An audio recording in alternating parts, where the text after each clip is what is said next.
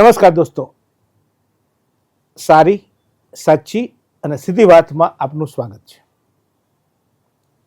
ચૂંટણી પછી ઘણા વખત બાદ હું આ વાત લઈને આવ્યો છું અને મારે વાત કરવી છે આજે એક સરકારી તંત્રની નીતિ રીતિની. હાલ નવસારી સહિત સમગ્ર દેશમાં વિકાસની એક પ્રક્રિયા ચાલી રહી છે અને આ વિકાસની પ્રક્રિયા ચોક્કસ મારા માટે, તમારા માટે, દેશ માટે ખૂબ જરૂરી છે અને હું તો એમ કહું છું કે એ આવશ્યક છે. વિકાસ થવો જ જોઈએ.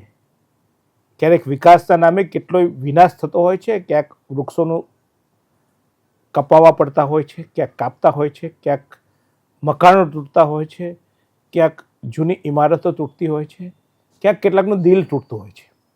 પણ વિકાસ માટે આ બધું આવશ્યક પણ હોય છે, એટલે કરવું જ પડે છે. આના માટે નિયમો બન્યા છે અને નિયમોનું પાલન થાય છે.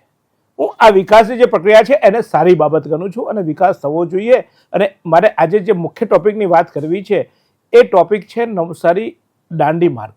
કે મહાત્મા ગાંધીએ જે દાંડી કૂચ કરી હતી ત્યારે જે અંગ્રેજીની સરકાર હતી, અંગ્રેજ સરકારના જે કાનૂન હતા એ કાનૂનનો સવિનય ભંગ કરી ત્યાંથી મીઠું પાડ્યું હતું.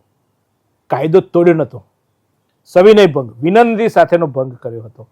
પણ આ સવિનય કાનૂન ભંગ જે માર્ગ પર થયો હતો, એટલે કે જ્યાં માર્ગ પર દાંડી કૂચ થઈ હતી તે એરુ ચાર રસ્તા, જ્યાંથી ગાંધીજીની પ્રતિમા મુકાઈ છે અને એ એરુ ચાર રસ્તાની સામે જ એક ઇમારત આવી છે. અને હાલ તો એ ઇમારતની વાત કરવા પહેલાં મારે એની સારી વાત કરવી છે કે એ એરુ ચાર રસ્તાથી ઇટાળવા જતો આખો રસ્તો, આમ તો છેક સિસોદરા જતો રસ્તો અત્યારે પહોળો થઈ રહ્યો છે અને આ ઐતિહાસિક દાંડી માર્ગને જોડતો આ માર્ગ પહોળો થઈ રહ્યો છે ત્યારે ચોક્કસ આ સારી બાબત બિરદાવીએ છીએ.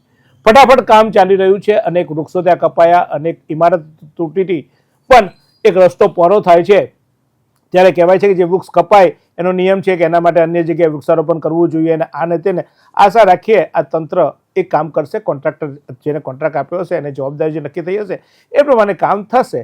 માત્ર કાગળ પર વૃક્ષો ના રોપાય, ચોક્કસ જગ્યાએ રોપાશે એવી આશા સાથે આ એક સારી બાબત કહીએ છીએ.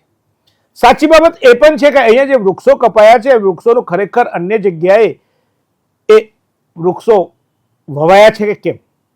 કારણ કે કાગળ પર બતાવી દેવામાં આવે છે કે અહીંયાથી આટલા વૃક્ષો કાપ્યા અને એટલા વૃક્ષોનું અન્ય જગ્યાએ અમે પ્લાન્ટેશન કર્યું.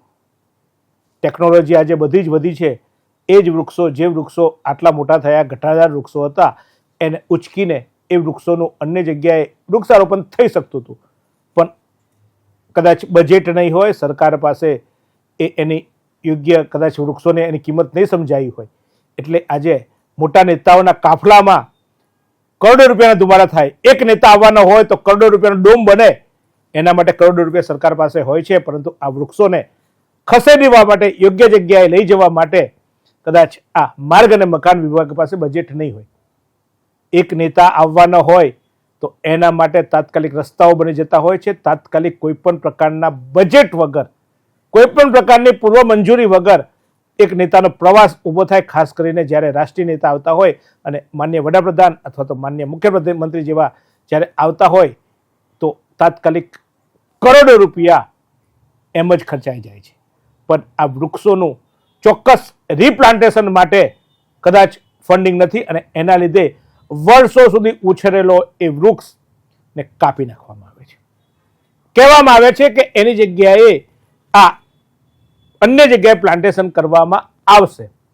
મને તો આજ સુધી એક જગ્યાએ વૃક્ષ કાપ્યું હોય અથવા તો એક સરકારી કોઈ રસ્તો બનાવવા માટે અથવા તો કોઈ સરકારી પ્રોજેક્ટ માટે વૃક્ષો કાપ્યા હોય અને એના બદલે ખરેખર તો એ જગ્યાએ જ એક ફોટા મૂકવા જોઈએ કે જુઓ અહીંયા આ જે વૃક્ષો કાપ્યા હતા એ વૃક્ષોને બદલામાં અમે આ જગ્યાએ આ વૃક્ષો ઉગાડ્યા અને એ ફોટો મૂકે તો આપણને પણ શાંતિ થાય કે ચાલો પર્યાવરણ જળવાઈ રહેશે. પરંતુ ગ્લોબલ વોર્મિંગ આવ્યું અને તમે ને હું આપણે વૃક્ષો કાપી નાખતા હોઈએ છીએ અને એ રીતે સરકાર પણ કાપી નાખતી હોય છે. સાચી વાત એ છે કે આપણે પણ એટલા અજાગૃત છીએ. આપણે પણ જાગવું જોઈએ. આપણા ઘર આગળનો એક છાંયડો આપતો વૃક્ષ કપાઈ જાય છે ત્યારે આપણે પણ બોલતા નથી, કારણ કે એ કોઈ ખાનગી જમીનમાં કપાતું હોય છે, કોઈ બિલ્ડર કાપતો હોય છે. પણ એ બિલ્ડરને પણ આપણે કહી શકીએ કે ભાઈ તું વૃક્ષ કાપ પણ એની જગ્યાએ નવું વૃક્ષ વાવજે. આજે એક ટ્રેન્ડ ચાલે છે, એક વૃક્ષ માં કે નામ, માના નામે એક વૃક્ષ વવાય તો છે. બહુ બધા અમે કવરેજ કર્યા, અમે ન્યૂઝ કવરેજ કર્યા છે આ વૃક્ષોના અને આ રસ્તાના વિકાસના નામે જે વૃક્ષો કપાયા છે તેની સાથે સાથે આ એક વૃક્ષ માં કે નામ. વડાપ્રધાન નરેન્દ્ર મોદીએ કદાચ બહુ સારી ભાવનાથી આ સંકલ્પ આપ્યો છે કે લોકો વૃક્ષો કદાચ એમ કહે છે કે વૃક્ષ વાવો તો નહીં ઉછેરે, પણ એક માનું નામ દઈને મારી માના નામે જો વૃક્ષ વાવું છું તો એ વૃક્ષ મારે ઉછેરવું જોઈએ. એવા પરિકલ્પના સાથે, એવી ભાવના સાથે, એવા ફિલિંગ સાથે આ વૃક્ષ વાવવાનું હોય છે. પણ કમનસીબી એ છે કે આજના નેતાઓ અને અધિકારીઓ માના નામે આવેલા વૃક્ષોનું પણ જતન નથી કરતા.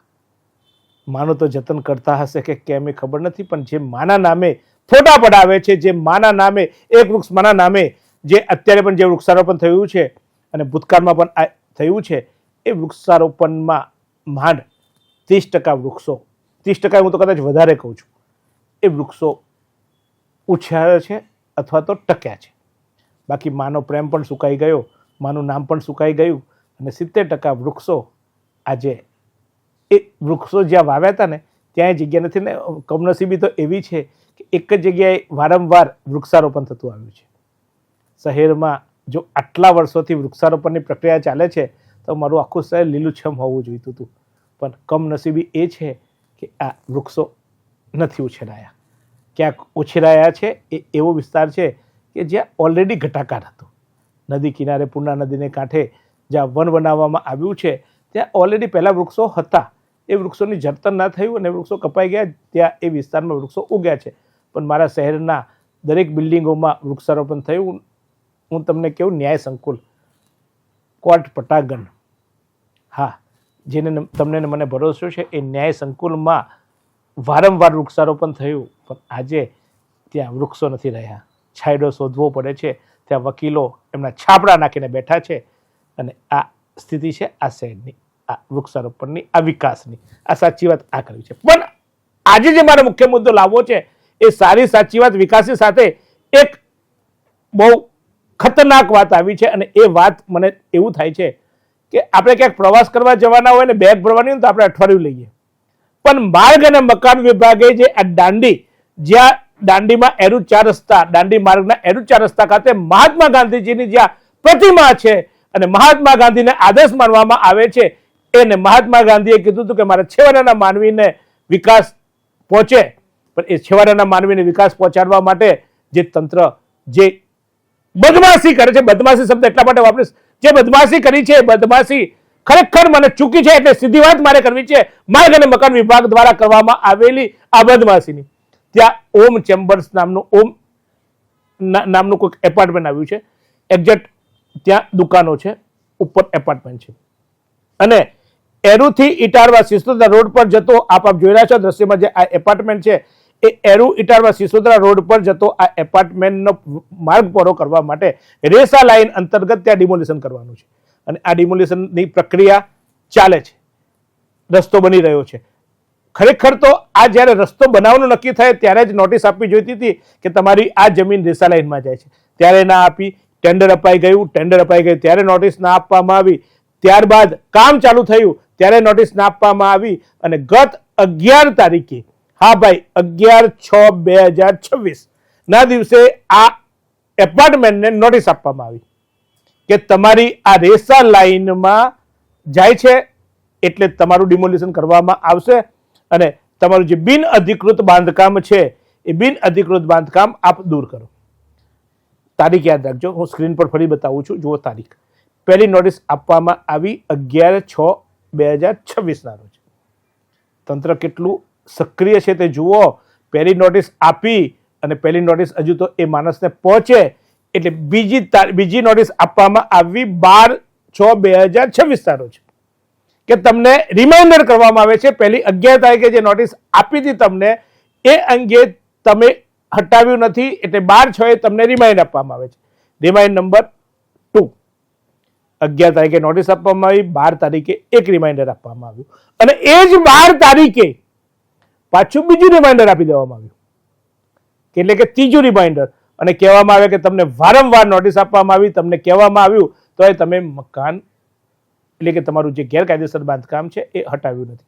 નોટિસમાં તો જે લખ્યું છે એ પણ હું તમને સ્ક્રીન પર બતાવું છું કે આપશ્રી દ્વારા ઇટારવા સિસોદરા રોડ કિલોમીટર 00 થી 7/6 પૈકી માજે એરુ મુકામે કિલોમીટર 00 થી 05 ડાબી બાજુ જમણી બાજુના મકાન એટલે આ એક નોટિસ કોમન રાઇટ થઈ ગઈ હતી. એટલે શોપિંગ સેન્ટરનું બાંધકામ કરવામાં આવ્યું છે જે અત્રેની કચેરીના ROW ની અંદર હોય.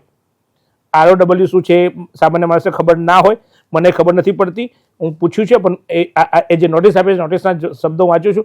તથા સરકારશ્રીના મહેસૂલ વિભાગ રેખા નિયંત્રણ એટલે કે રેસા લાઈન, તમારી આપણી રેસા લાઈન કહીએ છીએ, બાબતે ઠરાવ નંબર JPV 10792064S તારીખ 17/7/1980 સાથે સુસંગત જણાતું ન હોય. આમ રેખા નિયંત્રણનો ભંગ થયેલ હોય સંદર્ભિત પત્રથી તાત્કાલિક આપના દ્વારા કરવામાં આવેલ બિન અધિકૃત બાંધકામને દૂર કરવા જણાવેલ.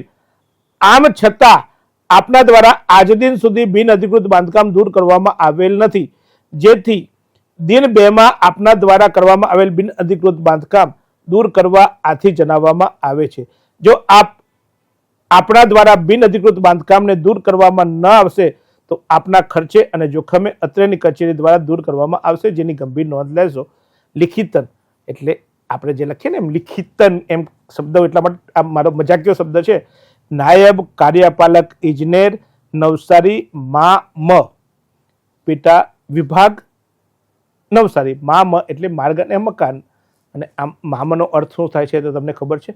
RNB વિભાગ દ્વારા આ નોટિસ આપવામાં આવી, એની એક નકલ પ્રાંત અધિકારીને આપવામાં આવી અને બીજી નોટિસ કાર્યપાલક ઇજનેર નવસારીને આપવામાં આવી. એટલે આ નકલ રવાના કરવામાં આવી. હવે મને એ સમજાવો, આપણે કોઈ જગ્યાએ પ્રવાસ જવાના હોય ને ભાઈ, તો એના સામાન પેક કરવા માટે 2 દિવસ આપી લેતા હોઈએ છીએ.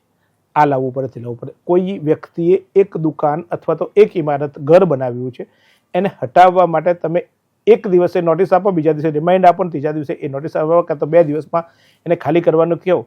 આ ક્યાંયનો ન્યાય? આ તો કેવું તંત્ર! અને આટલી ઉતાવળ શું કરવા ભાઈ? તમને ખબર હતી કે રસ્તો બનાવવાનો છે, જે દિવસે તમે ટેન્ડર પાસ કર્યું અથવા તો જે રસ્તો બનાવવા માટે તમે કામગીરી ટેન્ડર મૂક્યું અથવા તો એનું આયોજન કર્યું, ત્યારે તમે ક્યાં ગયા હતા? અરે એને પહેલા હું તો તમને કહું છું કે આ રેસા લાઈનમાં આવતું હતું અને જ્યારે એપાર્ટમેન્ટ બનતું હતું ત્યારે ક્યાં ગયા હતા? ત્યારે તમારે કહેવું જોઈએ કે રેસા લાઈનમાં કામ થાય છે. પહેલા તમે ગેરકાયદેસર બાંધકામો પૈસા લઈને, ચોક્કસ શબ્દ વાપરું કે પૈસા લઈને ખોટા પ્લાનો પાસ કરો છો, ખોટી મંજૂરી આપો છો, લોકો છેતરાય છે, ત્યારે બિલ્ડરો કમાતા હોય છે અને પછી જ્યાં લોકો આ મિલકતો ખરીદતા હોય છે પછી નોટિસ આપી દો છો કે તમારું ગેરકાયદેસર છે. તો ભાઈ તમને પગાર આપીને તમને બેસા રહેતા, તમને વોચ કરવાની હતી કે ક્યાં ખોટું બાંધકામ થાય છે અને એ અટકાવવું તમારું કામ હતું. તમે તમારી જવાબદારી ચૂક્યા છો, તો એનો પહેલા જવાબ આપો કે કેમ આ બાંધકામ થયું. જે તે તમારા અધિકારીને તમારે નોટિસ આપવી જોઈએ. રેસા લાઈન છે એટલે રેસા લાઈનમાં કદાચ એવું હોય કે રેસા લાઈન નિયમ મુજબ વધતી જતી હોય, પણ જ્યારે બાંધકામ થયું અથવા તો રેસા લાઈન વધી ત્યારે જ પેલી નોટિસ આપવી જોઈએ ને. એવા કોઈ રેકોર્ડ તમે બતાવ્યા નથી કે અમે તમને અગાઉ ભૂતકાળમાં આ તારીખે નોટિસ આપી હતી. કોઈ નોટિસમાં ઉલ્લેખ નથી. માલિકો બદલાઈ ગયા, માલિકોના નામો થઈ ગયા, નામો ટ્રાન્સફર થઈ ગયા, વેરો લેવો છો, તમે ડ્રેનેજ આપો છો, તમે ગટર આપો છો, સુવિધા આપો છો, પાણી આપો છો. કોઈ માણસને લાગે કે અમારું આ કાયદેસરનું બાંધકામ છે અને પછી અચાનક તમે આવો કે રેસા લાઈન છે ને આજે તોડી નાખો. કોઈ એક વ્યક્તિનું ત્યાં એનું જીવન ચાલતું હોય, એક ધંધો બંધ થાય અથવા તો એક ધંધાનું જ્યારે દુકાન તમે ડિમોલિશન કરો છો ત્યારે કેટલાય પરિવારો, કેટલાય વ્યક્તિઓ એની સાથે જોડાયેલા હોય છે. એક ઘર હોય તો કોઈનું આસિયાન હોય છે. કરો કામ, વિકાસ કરો, પણ નિયમ તો જાળવો. એક દિવસમાં 2 દિવસમાં તમે 3 નોટિસ આપીને શું સાબિત કરવા માંગો છો? કેમ તમારી એ ભૂલ નથી દેખાતી? જે દિવસે આ રસ્તાનું તમે ટેન્ડર પાસ કર્યું ત્યારે તમને ખબર પડી હતી ને કે આટલી મિલકતો એમાં આવશે, આટલો માર્જિન મારે છોડવો પડશે, તો એ દિવસે તમારે નોટિસ આપવી જોઈએ ને. માણસ પાસે સમય મળતે, માણસ એનું કાંઈક કોઈ વ્યવસ્થા કરી શકે. ચાલો ત્યારે ચૂકી ગયા તમે. ટેન્ડર બહાર પાડ્યું અથવા તો આનું જે બજેટ મંજૂર કર્યું, ટેન્ડર તમે બહાર પાડ્યું ત્યારે તમારે જોવું જોઈતું હતું. જે દિવસે તમે મોટી તકતીઓ, નેતાઓને બોલાવીને આ કામનું ખાતમુહૂર્ત કર્યું ત્યારે તમારું ખાતું શું ખતું હતું? પૈસા ખાતું હતું. ત્યારે ખાતમુહૂર્તના દિવસે પણ જઈને તમારે એમ કહેવું જોઈએ કે અમે આ ખાતમુહૂર્ત કર્યું છે, હવે તમારી આ મિલકતો છે, આ મિલકતોમાં તમારે ડિમોલિશન કરવાનું આવશે, તમે જાતે હટી જાઓ અથવા તો હટાવી લો. ત્યારે ચૂપ. અરે ભાઈ, એના પછી આ રસ્તામાં કેટલાય ઝાડો તમે કાપ્યા, કેટલાય વૃક્ષો નિકંદન કાઢ્યું, રસ્તામાં ખાડા ખોદ્યા, ત્યારે તમને નથી દેખાયું કે આ મકાન વચ્ચે આવે છે? ત્યારે તમે ચૂપ. અને પછી અચાનક ઉભા થઈ જાઓ છો, અચાનક પહોંચી જાઓ છો, અને પછી તમે કહો છો કે કાલે ને કાલે હટાવી દેજો, 2 દિવસ તમારી પાસે છે. ભાઈ, કાલે પહેલા કઈ નથી, જો તમારું જ આ ઘર હોય તો, તમારી જ આ મિલકત હોત તો તમે આ સહન કરતે? મારા નેતાઓ છે, ભારતીય જનતા પાર્ટીના નેતાઓ છે, ત્યાં ધારાસભ્ય આરસી પટેલનો મત વિસ્તાર છે. આરસી પટેલ, શું તમારી ઘરની હાલત હોતી? તમારા વિસ્તારમાં ઝીંગાના તળાવો હતા, ક્યાંક આડગતી તમારા હતા, એની નોટિસ આપે તો 30 દિવસ તમે સમય માંગો છો. સાહેબ, સમય બી તમે આપવા નથી માંગતા. આ બિચારા, અમે તો એ લોકોને કીધું બોલો, પણ એ બિચારા તમારાથી બોલતાય ડરે છે.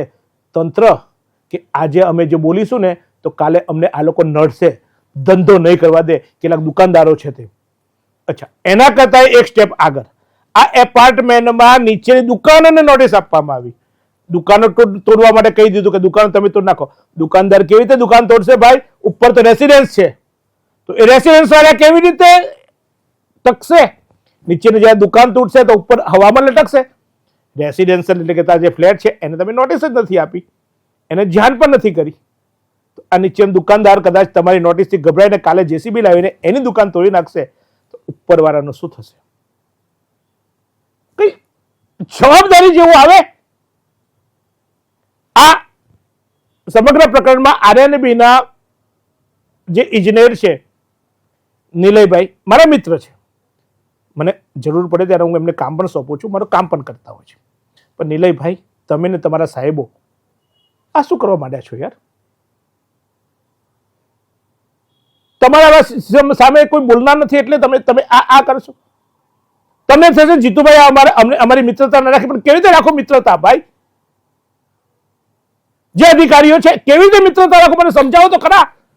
કાયદાનો તો જરા કોઈ ભાન હોય કે નહીં? કાયદાના કઈ નિયમો નીતિ નિયમો હોય કે નહીં? તમને ઈચ્છા થઈ કે આજે કાગળ મોકલી આપી, આજે નોટિસ મોકલી આપી, 3 નોટિસ એક જ દિવસમાં નીકળી જાય, પહેલી, બીજી, ત્રીજી. પહેલી નોટિસમાં તમે લખો છો 2 દિવસનો સમય આપ્યો છે, અને 2 દિવસ તો માન રહ્યો તો 11 તારીખે તમે પહેલી નોટિસમાં લખો છો કે 2 દિવસમાં તોડવું, તો 2 દિવસ તો આપો. તમે 12 તારીખે બીજી નોટિસ આપી દો છો. તમે જ તમારા કાયદાનો ભંગ કરો છો ભાઈ. આ તો કેવું? આ મારા દર્શકો, શું તમને લાગે છે સાચી વાત છે? આ તો એક ઉદાહરણ છે, આવા તો બહુ મારી પાસે છે. તમારી સાથે પણ આવું કંઈક થતું હશે, પણ આશા રાખું રસ્તો ભલે 2 દિવસ 5 દિવસ મોડો બનશે, પણ આ પરિવારો જેને નોટિસ આપી છે એને 1 સપ્તાહ કે 10 દિવસનો સમય આપજો. એ એમનો જે પણ આસિયાનું હોય, ઘર હોય, દુકાન હોય, વેપાર ધંધો કરતા હોય કે કોઈ વસ્તુ હોય, એ લોકો સલામત સ્તરે ખસી જાય પછી તોડજો. હજુ પણ કહું છું, હું તોડવાનો વિરોધી નથી, એટલે કે ડિમોલિશનનો વિરોધી નથી. જ્યાં રસ્તા પોરા કરવા પડે કરવા જ પડે. આજે વાહનો વધ્યા છે, આજે વિકાસ છે તો કરવો પડે. એટલે ફરી એકવાર સ્પષ્ટતા કરું છું. બીજું, મેં એક નામ બોલ્યો નિલયભાઈ નાયક, તો નિલયભાઈ નાયકને વ્યક્તિગત નથી, આ એક તંત્રની જે ખામી છે એને ઉજાગર કરું છું. મારે એમની સાથે કે કોઈ સાથે દુશ્મની અથવા તો કોઈ સાથે એમ નહીં, પણ તંત્ર ભૂલ કરશે તો મારે તો કહેવું જ પડશે, સાચી વાત કરવી જ પડશે, સીધી વાત કરવી પડશે. એટલે આ સીધી વાત મેં કરી છે કે ભાઈ બહુ થયું, આવા તમાશા બંધ કરો. આગળના તમાશા તમે જે કરો છો ને, આ નોટિસો આપીને બચાવ જે તમે કરો છો ને, તો ઉપરવાળાને કેમ નોટિસ ના આપી? રેસિડેન્સને કેમ નોટિસ નથી આપી? જ્યાં મન ફાવે ત્યાં તમારા કાયદાઓ, જ્યાં મન ફાવે ત્યાં તમારા સત્તાનો ઉપયોગ. કાલે પોલીસને ઓર્ડર કરશો, પોલીસ આવી જશે, પોલીસના નામે, તંત્ર નામે ત્યાં પ્રાંત અધિકારી આવી જશે અને ફટાફટ ત્યાં તમારી કામગીરી કરશો. સાહેબ, એક માણસ રહે છે ત્યાં, એક વ્યક્તિ ત્યાં રહે છે, એક પરિવાર રહેતું હોય છે, એક પરિવાર ત્યાં વેપાર ધંધો કરતો હોય છે. આ પરિવારની દયા ખાઓ, નિયમો મુજબ કામ કરો. ઘરમાં મન થાય આજે મારે સવારે આમ કરવું છે, એ રાજાશાહી નથી આ ભાઈ. સમય આપો, ડિમોલિશન કરો.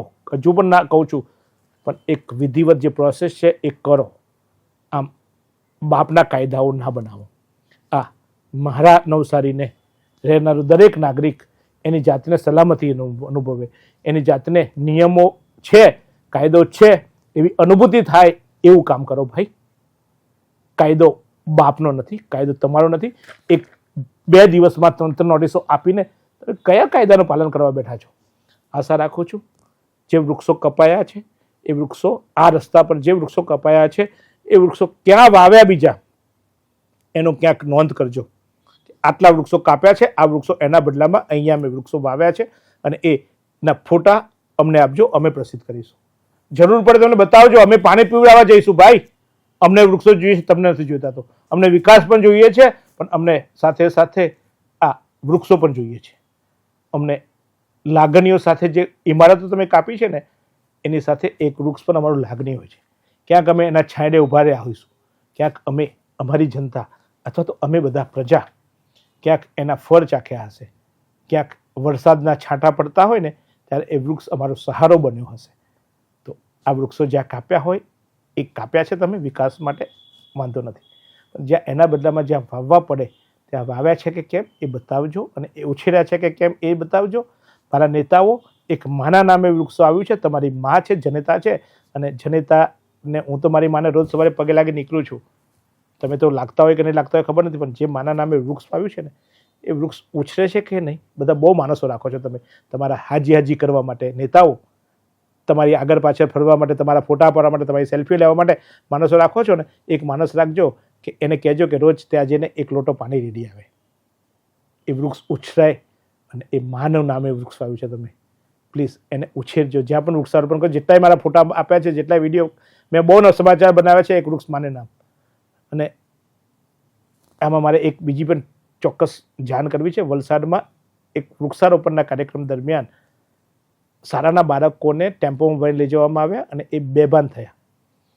એક નેતા, માજી નેતા રમણભાઈ પાટકર એમ કે છે કે એ તો છોકરાઓ વૃક્ષો સારું કામ કરવા ગયા તો ચક્કર આવે, એમાં પડી ગયા, એમાં શું ખોટું?